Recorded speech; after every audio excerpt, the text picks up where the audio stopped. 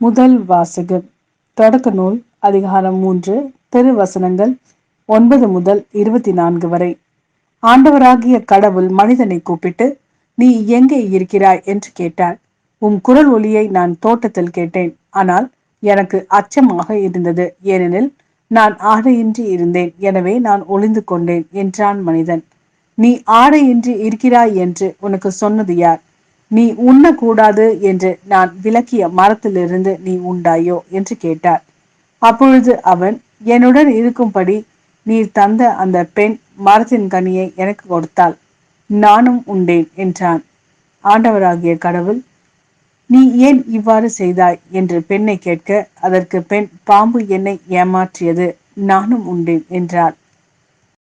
ஆண்டவராகிய கடவுள் பாம்பிடம், நீ இவ்வாறு செய்ததால் கால்நடைகள் காட்டு விலங்குகள் அனைத்திலும் சபிக்கப்பட்டிருப்பாய்.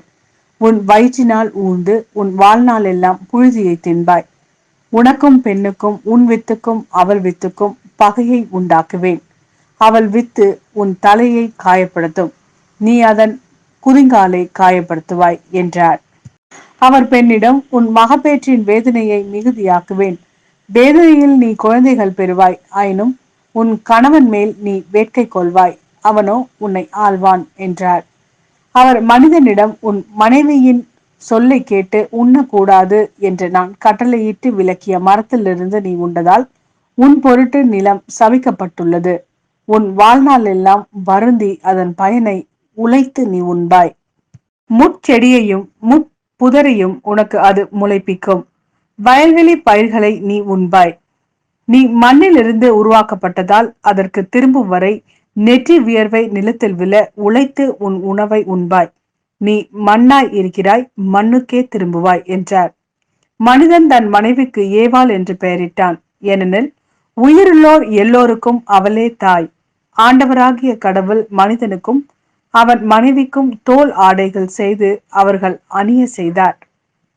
பின்பு ஆண்டவராகிய கடவுள், மனிதன் இப்பொழுது நம்முள் ஒருவர் போல் நன்மை தீமை அறிந்தவன் ஆகிவிட்டான். இனி அவன் என்றென்றும் வாழ்வதற்காக வாழ்வின் மரத்திலிருந்தும் பறித்து உண்ண கையை நீட்டிவிடக் கூடாது என்றார். எனவே ஆண்டவராகிய கடவுள் அவன் உருவாக்கப்பட்ட அதே மண்ணை பண்படுத்த அவனை ஏதேன் தோட்டத்திலிருந்து வெளியே அனுப்பிவிட்டார். இவ்வாறாக அவர் மனிதனை வெளியே துரத்திவிட்டார். ஏதேன் தோட்டத்திற்கு கிழக்கே வாழ்வின் மரத்திற்கு செல்லும் வழியை காண்பதற்கு கெருபுகளையும் சுற்றி சுழலும் சுழலொளி வாளையும் வைத்தார். இது ஆண்டவர் நல்வாக்கு. இறைவா, உமக்கு நன்றி. மார்க் எழுதிய நற்செய்தி அதிகாரம் 8 திருவசனங்கள் 1 முதல் 10 வரை. அந்நாளில் மீண்டும் பெருந்திரளான மக்கள் கூடியிருந்தார்கள். உண்பதற்கு அவர்களிடம் ஒன்றுமில்லை. இயேசு தம் சீடரை வரவழைத்து அவர்களிடம், நான் இம்மக்கள் கூட்டத்தின் மீது பரிவு கொள்கிறேன். ஏற்கனவே 3 நாள்களாக இவர்கள் என்னுடன் இருக்கிறார்கள். உண்பதற்கும் அவர்களிடம் எதுவும் இல்லை. நான் இவர்களை பட்டினியாக வீட்டிற்கு அனுப்பிவிட்டால் வழியில் தளர்ச்சி அடைவார்கள்.